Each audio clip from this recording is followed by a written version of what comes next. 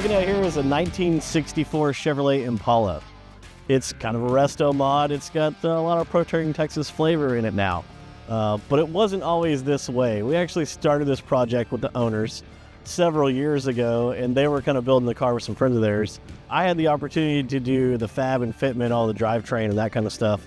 It was taken away at that point by some other folks. If you're an avid YouTuber, you've seen this car. It's called the Border Runner. It had a YouTube release at one point before. Since then, it's had a gnarly electrical fire under the carpet, and the motor went bad because some parts were installed incorrectly. But since then, it's all brand new, and this thing's been kicking ass on the road. Let's check it out. The first thing you're gonna notice is it's a patina car. Well, realistically, it's just shitty old paint, right? So it's cracked, it's faded, it's rusting, but there's no rust holes in this thing, which makes it that much more epic. It's got the blood red interior, which needs to be replaced, but hard to find blood red. It's mostly bright for replacements.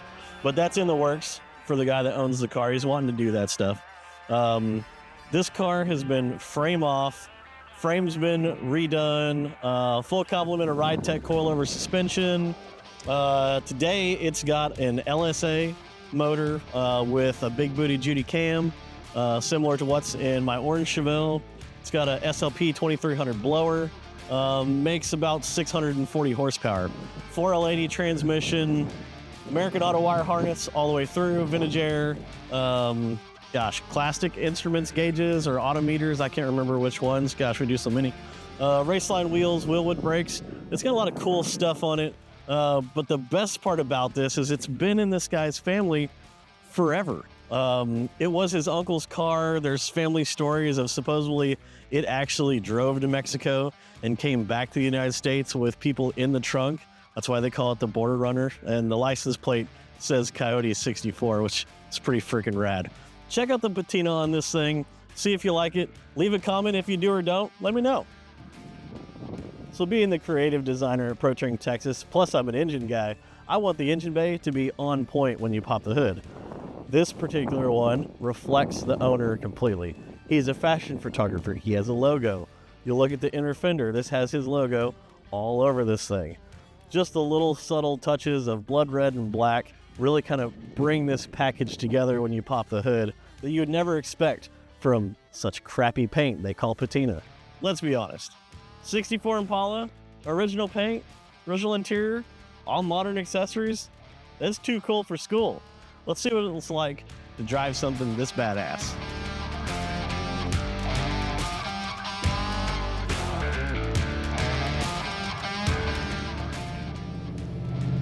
You know, I feel honored to keep old iron on the road. Old paint, old interior, all a vibe. It's usually when you go into it and you start like changing stuff and putting cheap parts in it, it really kind of kills it. But when you keep it completely original, it's pretty rad. This car does just that. Stays rad. It's just a badass car, you know. The spring rate on the Ridetech is set up pretty well. I think it rides pretty nice. Could be just a touch stiffer if you really wanted it to, but it floats pretty good down the highway.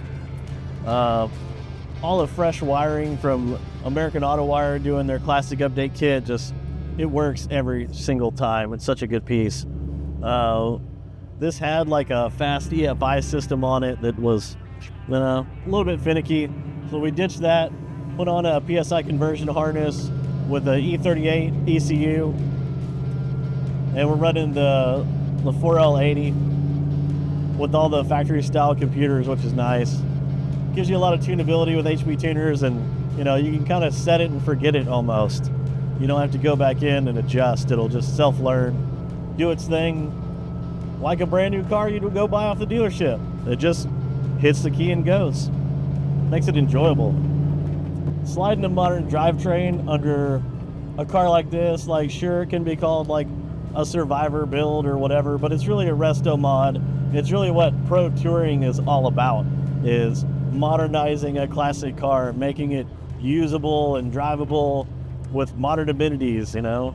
And a lot of people associate pro touring with just race car stuff, and that's really not what it was ever meant to be. It just turned into that. So take some flavors, you know, race car type engine, you know, modern LS with a supercharger. Like, sure, it's over 600 horse, but it drives so nice. And being a big body car like this, you gotta have some extra go. So you throw in a nice motor. It's got the ability to rip.